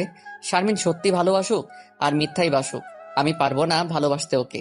যে মেয়ে সবার উপর অত্যাচার করতে পারে তাকে ভালোবাসা যায় না কখনোই। কালকে শারমিনকে একটা উচিত শিক্ষা দিতে হবে। যেই ভাবা সেই কাজ। পরের দিন সকালে আমি ক্লাসের সামনে দাঁড়ায় আছি, আম গাছের নিচে শারমিনের অপেক্ষায়। অপেক্ষার সময় যে যেতে চায় না তা আর বললাম না। অবশেষে শারমিন আসতেই আমি বলি, ব্যাগ রেখে এখানে আসো। আমার কথা শুনে শারমিন তো সেই খুশি, ক্লাসে ব্যাগ রেখে দৌড়ে আমার কাছে চলে আসলো, আর ওর পিছু পিছু ওর বান্ধবীরাও চলে আসলো। আমি বললাম, কালকে কাকে মারছো? আমি তো বলছি, তোমার সাথে যে কথা বলবে তাকেই শিক্ষা দিব। আমি যে তোমাকে ভালোবাসি তা কতভাবে বোঝাবো? যাকে মারছো সে আমার বন্ধুর বোন হয়, মানে আমারও বোন। তো কি হয়েছে? তোমার সাথে হেসে কথা বললো কেন? আর তুমি হেসে হেসে কথা বললা কেন? এই কথা বলার সাথে সাথে ঠাস ঠাস করে 2টো চড় দিলাম শারমিনের গালে। সাথে সাথে সাদা গালে 5-5টা 10টা আঙ্গুলের দাগ হয়ে যায়। চরের শব্দে আশেপাশে সবাই স্তব্ধ হয়ে যায়। কয়েকটা ছেলে মেয়ে এসে বলল, কি হয়েছে, চর মারলো কেন? আমি বলার আগে শারমিনের বান্ধবীগুলো বলল, পলককে প্রপোজ করছে, তাই জ্বর মারলো। শারমিনও বলতেছে, আমার প্রপোজ গ্রহণ করবা না? তা তো বললেই হলো, এভাবে চর মারলা কেন? শারমিনের কথা শুনে সবাই বলতেছে, প্রপোজ তো করতেই পারে, তাই বলে ছেলে হয়ে এভাবে মারবা তুমি? মেয়েটার গালে তো আঙ্গুলে দাগ করে দিছো, এটা ঠিক করনি পলক। এমনি বোঝাই বললেই তো হতো তোমার, এটা তুমি অন্যায় করেছো। আমি জোরে বললাম, চুপ করবে তোমরা? আমি আজকে চর মারছি, এটা আমার অন্যায় হয়েছে। এতদিন যে ও কতগুলো মেয়েকে মারলো, অত্যাচার করলো, সেটা কি সে অন্যায় করেনি?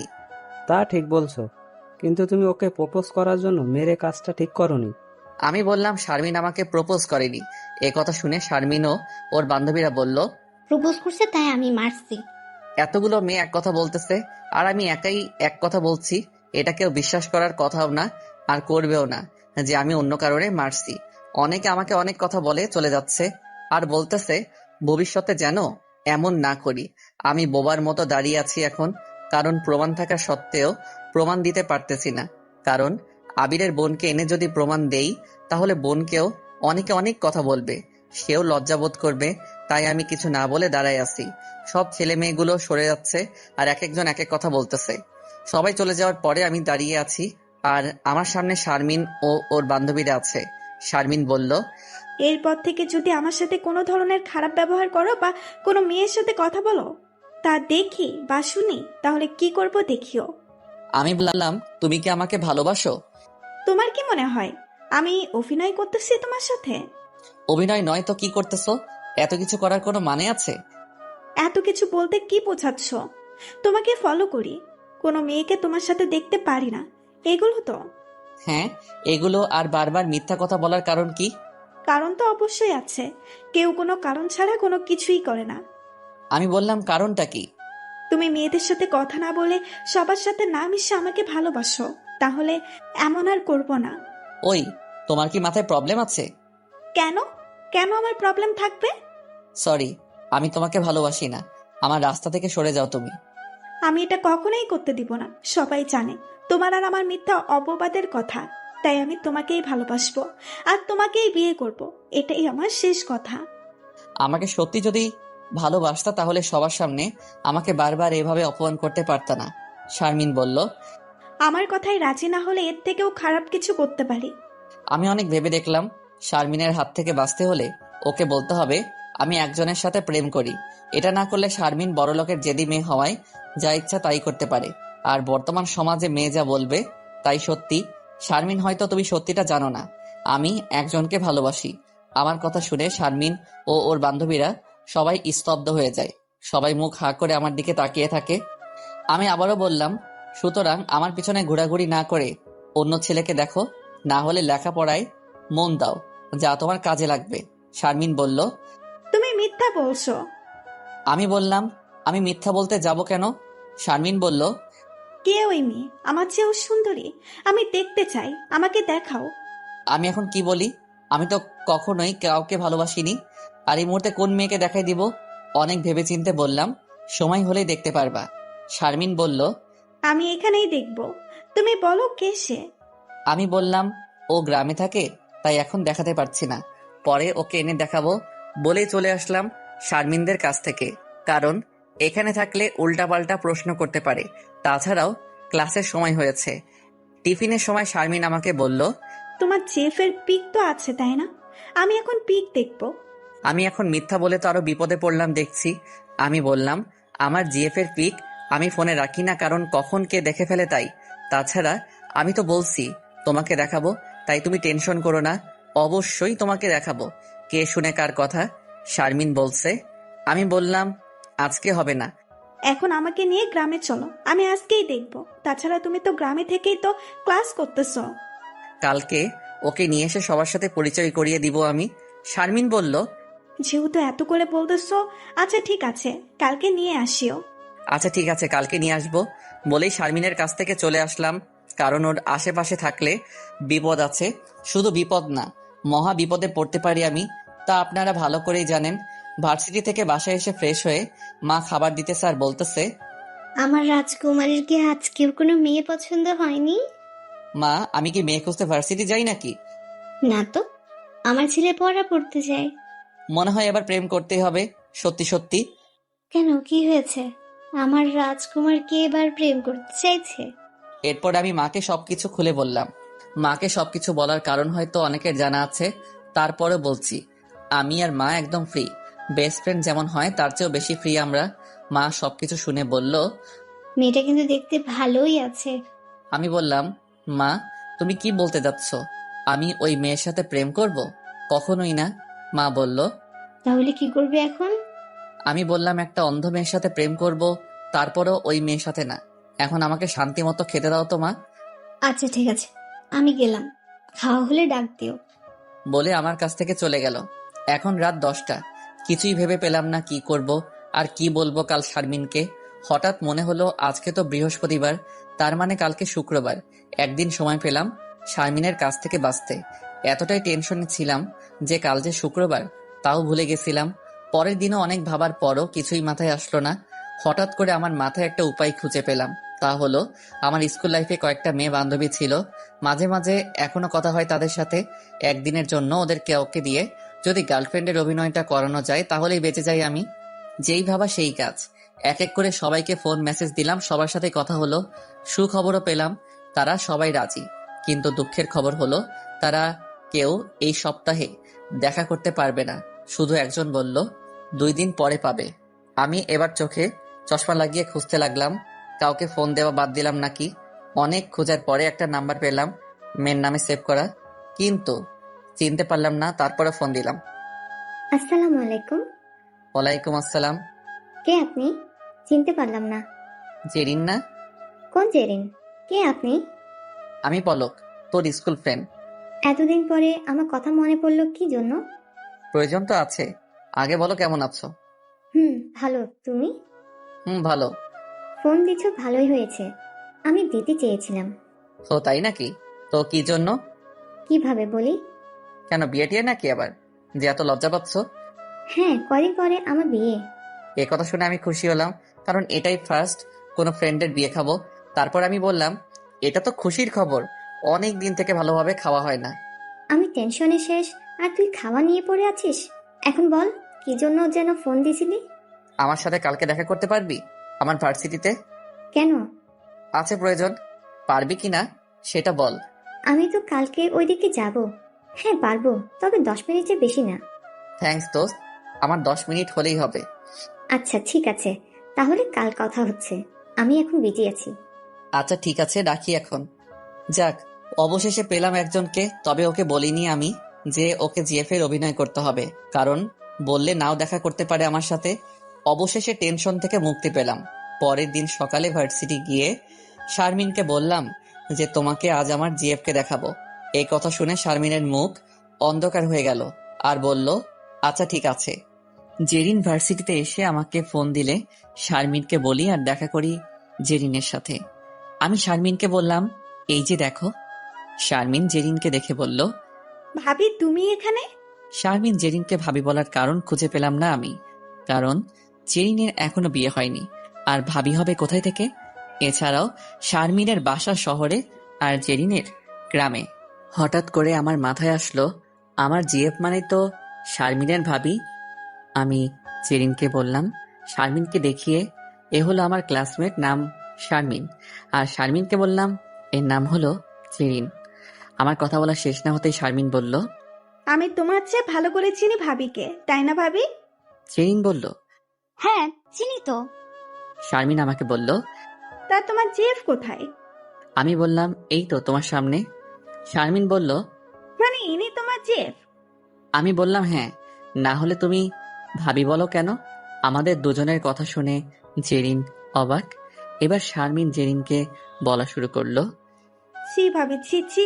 আমি তোমাকে ভালো মনে করছিলাম। তোমার বিয়ে আর কয়দিন পরে, তবুও তুমি প্রেম করে বেড়াচ্ছ। আজকে না তোমাদের মার্কেট করার কথা? শারমিনের কথা শুনে আমিও জেরিন দুজনেই অবাক। কি বলতেছে শারমিন এগুলো? আমি তো কিছুই বুঝছি না। কিন্তু শারমিন যা যা বলল তা তো সব সত্যি। কিন্তু এগুলো শারমিন জানলো কিভাবে? জেরিন বলল, এগুলো তুমি কি বলতেছো শারমিন? শারমিন বলল, আমি কি কোনো মিথ্যা বলছি? তুমি যে পলকের সাথে প্রেম করো, তা কি আমার ভাই বা আমাদের বাসার কেউ জানে? জেরিন আমাকে বলল, এগুলো কি বলতেছো শারমিন? আমি তোমার সাথে প্রেম করি? তুমি কি আমার বিয়ে ভাঙার জন্য এতদিন পরে দেখা করতে বললা? দুজনেই চুপ করো প্লিজ, আমি একটু জোরে বললাম। এরপরে শারমিন ও জেরিন দুজনেই চুপ হলো। এবার আমি শারমিন ও জেরিনকে বললাম, তোমরা দুজন দুজনকে চিনো কিভাবে? শারমিন বলল, আমার চাচাতো ভাইয়ের হবু বউ। আর জেরিন বলল, যার সাথে আমার বিয়ে তার চাচাতো বোন শারমিন। এই কথা শুনে আমি নিজের কপালে নিজেই কুড়াল মারলাম। এখন আমি ভাবতে লাগলাম, আমার যা হবার হবে, কিন্তু আমার জন্য তো জেরিনের জীবনটা নষ্ট করতে পারি না। তাই আমি দুজনকে বললাম, এখানে আমার একটা ভুল হয়েছে। ওরা দুজন বলল, কি ভুল? আমি বললাম, আমি সবকিছু বলতেছি, তোমরা চুপ করে সব কথা শুনো আগে। ওরা বলল, আচ্ছা ঠিক আছে। প্রথমে জেরিনকে বললাম, আমাকে জেরিন ভালোবাসে, কিন্তু আমি ওকে ভালোবাসি না। আর মিথ্যা বলছিলাম যে আমি প্রেম করি, আমার জিএফ আছে। এরপরে শারমিন আমাকে বলে যে আমার জিএফ কে দেখবে। আমি যেহেতু প্রেম করি না তাই টেনশনে পড়ে গেছিলাম। অনেক ভেবে চিন্তে একটা উপায় খুঁজে পেলাম, তা হলো আমার কোনো বান্ধবীকে একবার দেখালেই শারমিনকে বিশ্বাস করা যাবে যে আমি প্রেম করি। এরপরে আমি আমার সকল বান্ধবীকে ফোন দেই, কিন্তু কেউ 1 সপ্তাহের আগে দেখা করতে পারবে না। সবার শেষে তোমাকে ফোন দেই আর দেখা করতে বলি। আর আজকে তুমি এদিকে আসবা শুনে আমার কাজটা আরো সোজা হয়। আর তুমি দেখা করতে চাও, তাই সত্যিটা বলিনি যে তোমাকে আমার জিএফ এর অভিনয় করতে হবে।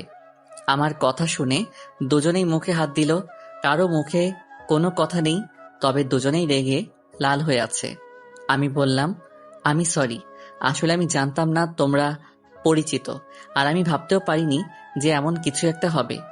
আমার কথা শেষ হতেই জেরিন উঠে চলে যায় আর আমাকে বলে, পলক, তুমি এটা কিন্তু ঠিক করনি। এই পাশে শারমিন আমাকে চর মারতে ধরেও মারল না। সে বলল, এটা তুমি মোটেও ঠিক করনি। এখন আমি যদি বাসায় ফোন করে এসব বলি তাহলে জেরিনের কি হবে জানো? এই বিয়েটা ভেঙে যাবে, আর সাথে ভেঙে যাবে মেয়েটার মন। তবে ভাবির ভাগ্য ভালো যে আমি তোমাকে ভালো করে জানি। তুমি প্রেম করো না, কখনো করনি, আর সিঙ্গেলে থাকবা। তুমি ঠিক করছো ভাবিকে না বলে আমার সাথে দেখা করানো। তোমাকে তো আগেই বলছিলাম কয়েকদিন পরে বিয়ে। আচ্ছা, আমি কি এতটাই খারাপ? আমি কি দেখতে পাচ্ছে আমার শরীরের রং কি কালো? তবে হ্যাঁ, আমি প্রথমে তোমার সাথে অন্যায় করেছি, সেজন্য তো তোমার কাছে ক্ষমাও চেয়েছি। কিন্তু এখন সত্যি তোমাকে ভালোবাসি। এখন তোমাকে এত অত্যাচার করি যখন আমার খুব জেদ ওঠে তোমার উপরে। আমি সহ্য করতে পারি না তোমাকে অন্য মেয়ের সাথে। আচ্ছা ঠিক আছে, আজ থেকে আমি শারমিনের আর কোনো কথা না শুনেই আমি ওখান থেকে চলে আসলাম। ক্লাসে এসে দেখি স্যার নেই, তাই ব্যাগ নিয়ে বাসায় চলে আসলাম। বাসায় এসে আমার রুমে ব্যাগ রেখে সোজা ছাদে চলে আসলাম। ছাদে দোলনায় বসে ভাবছি, আসলে আমি এটা ঠিক করিনি, অনেক বড় অন্যায় করেছি আমি। অল্পের জন্য কত বড় একটা বিপদ থেকে বাঁচলাম। জেরিনি বা কি মনে করতেছে আমাকে? হয়তো ভাবছে আমি অনেক খারাপ, আর ওর বিয়ে ভাঙার জন্য এতদিন পরে ওর সাথে কথা বললাম, দেখা করতে বললাম। এটা না বলার কোনো কারণই নেই, কারণ প্রায় কিছু কম 2 বছর থেকে জেরিনের সাথে কথা বলিনি। হঠাৎ ফোন দেওয়া, কথা বলা, দেখা করতে বলা, এটা মোটেও স্বাভাবিক কিছু না। এদিকে এটা ছাড়া অন্য কোনো উপায়ও ছিল না শারমিনের কাছ থেকে মুক্তি পেতে। আমি আকাশের দিকে তাকিয়ে বসে আছি। হঠাৎ আমার ঘাড়ে কারো হাতের স্পর্শ পেলাম। তাকিয়ে দেখি মা। মা বলল, কি হয়েছে তোর?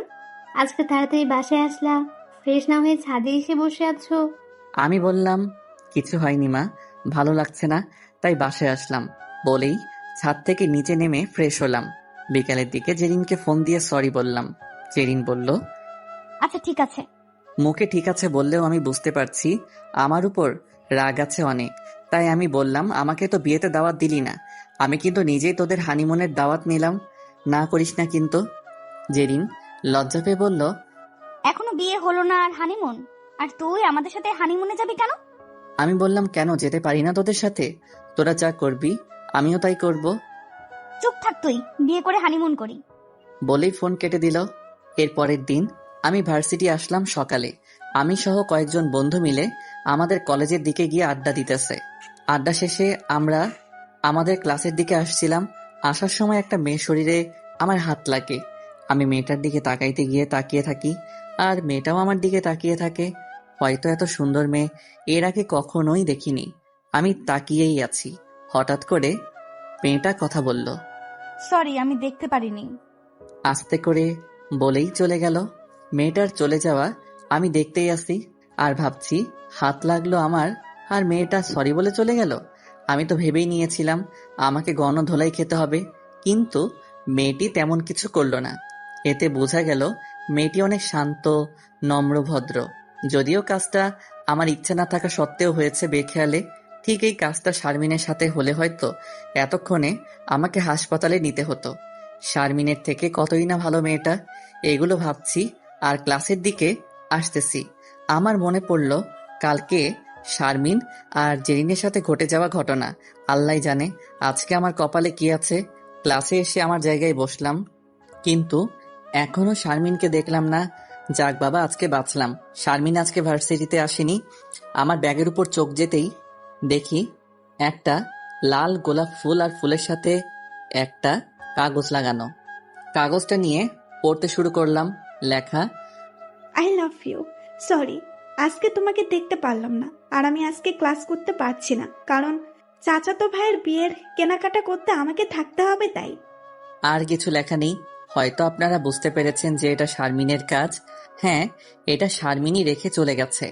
যাক, আজকে আর কোনো প্যারা নেই আমার, কারণ শারমিন ছাড়া কেউ আমাকে প্যারা দেয় না। তাই আমি খুশি মনেই ক্লাস করলাম আজকে। সব ক্লাস শেষ করে বাসায় চলে আসলাম। মনে মনে বলছি এই কয়দিনে শারমিনের কাছ থেকে বাঁচলাম, কারণ শারমিন বিয়ের জন্য ব্যস্ত থাকবে, তাই ভার্সিটি আসবে না। আর হয়তো এই কয়দিনে আমার কথা ভুলে যাবে, তাই আমাকে আর প্রেম টেম কিছু করতে হবে না, কোনো প্যারা থাকবে না আমার।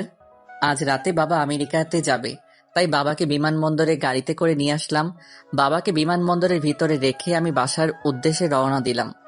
রাস্তার মাঝে এসে দেখি রাস্তা বন্ধ, বেশ কিছু মানুষও রয়েছে, গাড়ি যাওয়ার কোনো রাস্তা নেই।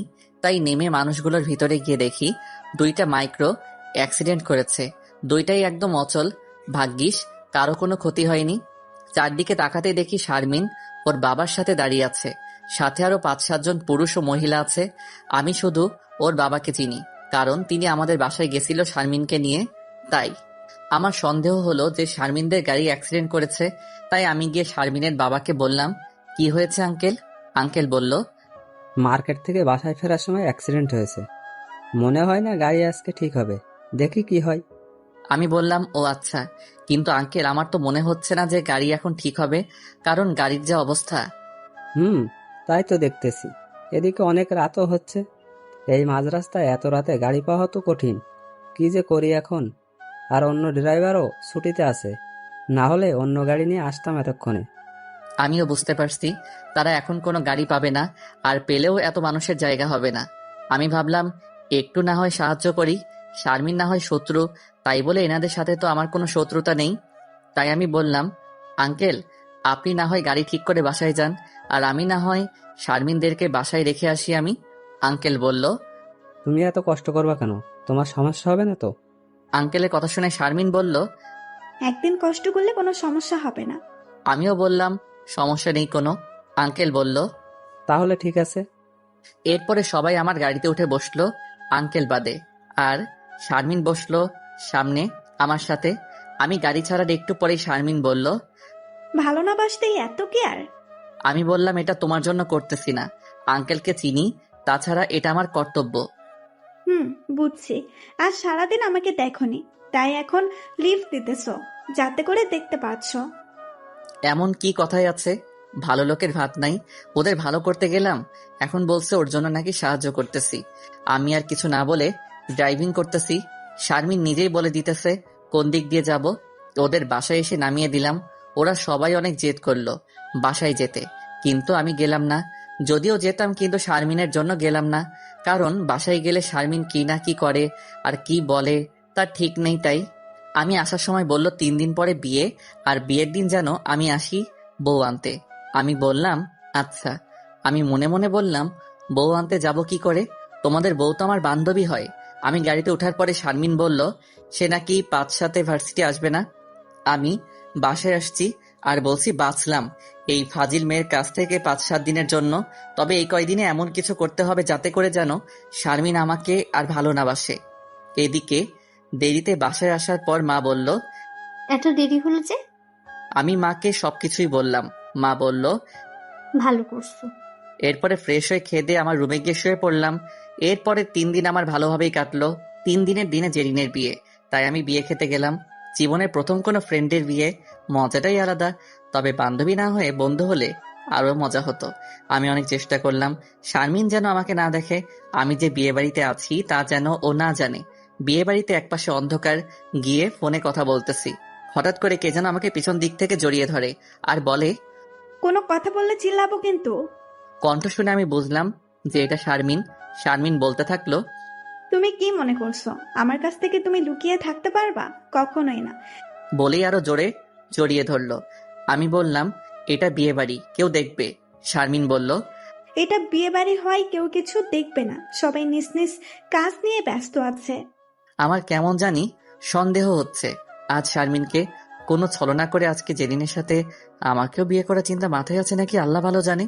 আমি বললাম, তোমার মা মা বলার সাথে সাথে শারমিন আমাকে ছেড়ে দিয়ে একপাশে চলে যায়। ওর কাছ থেকে ছাড়া পেয়ে আমি সোজা আমাদের বাসায় চলে আসি। আমার রুমে এসে দেখি একটা মেয়ে উপর হয়ে শুয়ে আছে। এটা দেখে তো আমি সেই রেগে যাই। আমার আগে শারমিন কিভাবে আসলো আর আমার রুমে আসলো কিভাবে? এরপরে মা মা করে ডাক দেই। মা আসতেই বলি, এই ফাজিল মেয়ে বাসায় ঢুকলো কিভাবে? তুমি কি করো বাসায় থেকে? আর আমার রুমে কেন শুয়ে আছে? এই মেয়ে, তোমার কি লজ্জা শরম কিছুই নেই নাকি?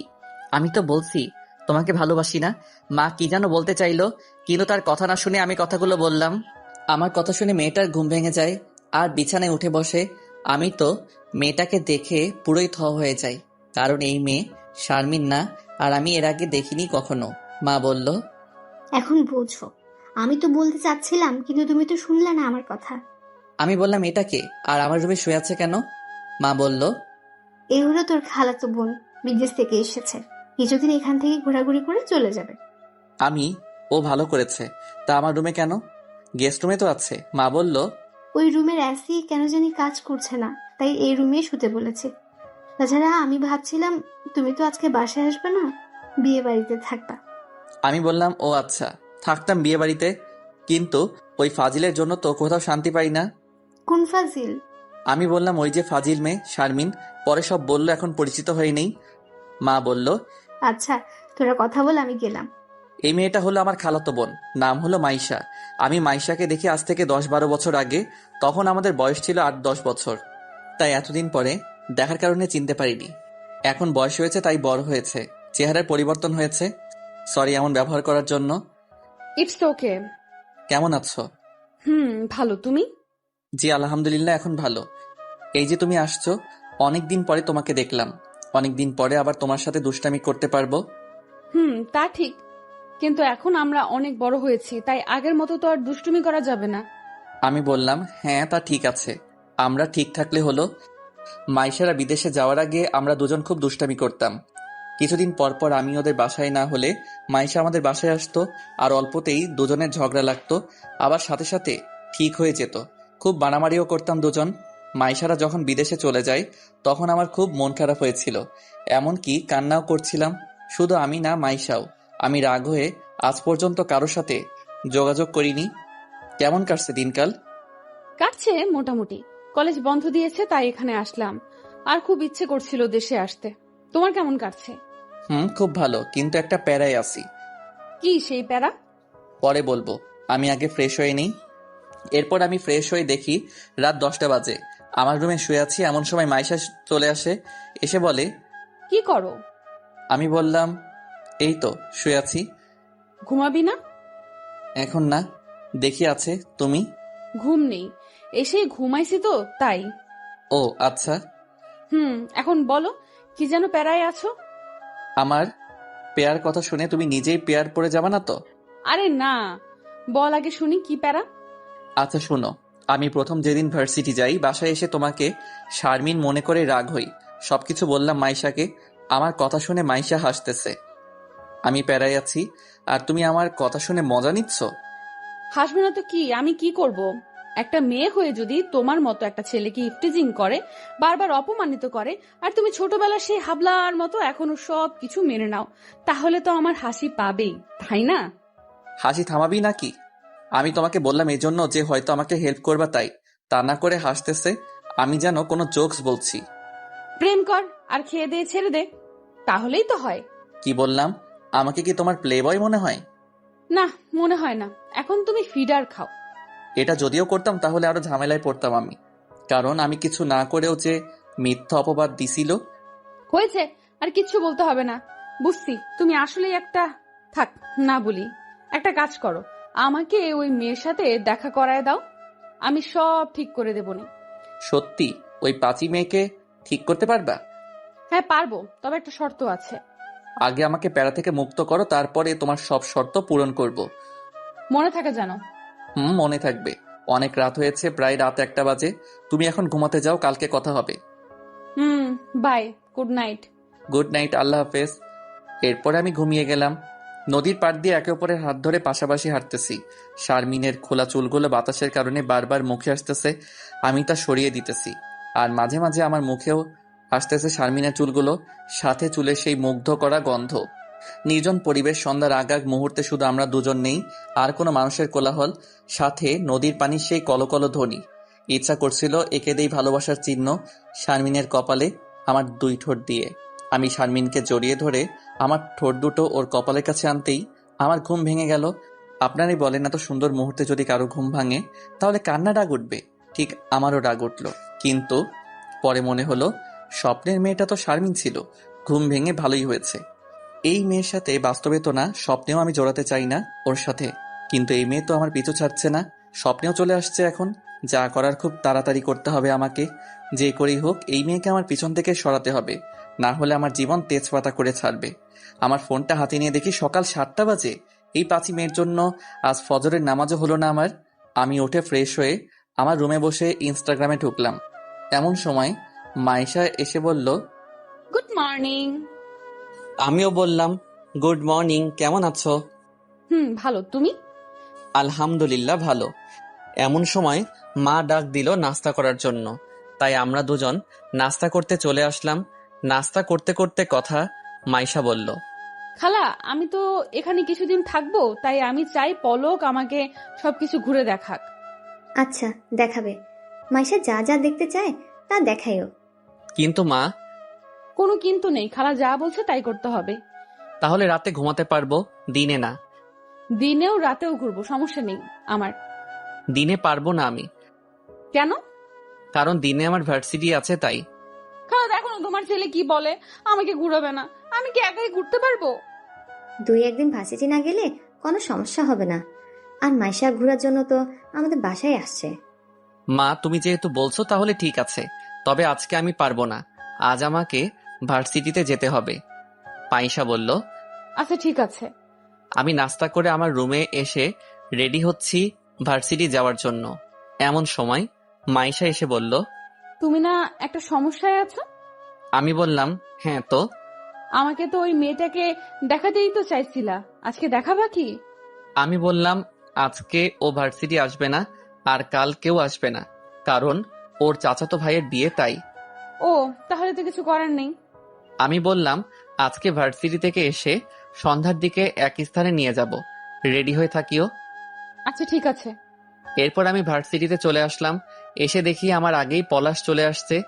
কিছু সময়ের মধ্যে সবাই চলে আসলো, যাদের সাথে কথা বলি তারা।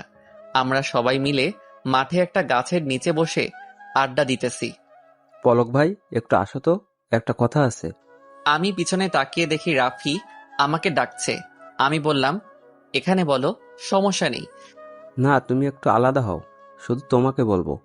যেহেতু এত করে বলছে, তাই আমি আর রাফি সবার থেকে আলাদা হলাম। এখন বলো, কি বলবা? আসলে শারমিনের কি হয়েছে তুমি কি কিছু জানো? না তো, আমি আর কি জানবো? আমি কি ওর সাথে কথা বলি নাকি? তুমি তো আমার থেকে ভালো জানার কথা, কারণ ওকে তুমি ভালোবাসো। তা ঠিক বলেছ, কিন্তু শারমিন তো আমার সাথে কিছুদিন থেকে কথা বলে না, আর ফোনও বন্ধ। আবার কয়দিন থেকে ভার্সিটিতেও আসছে না, কেন জানি। আমি বললাম, ও আচ্ছা। শারমিন তো তোমাকে ভালোবাসে, তাই তোমাকে বললাম, যদি তোমাকে কিছু বলে থাকে, এই আর কি। দেখো, আর 2-1 দিন হয়তো কোনো সমস্যায় পড়তে পারে, এমনিতেই আসবে। আমি আর কিছু বললাম না জেনেও, এতে করে রাফি আমাকে ভুল বুঝতে পারে, তাই। তাই যেন হয়। আচ্ছা ঠিক আছে।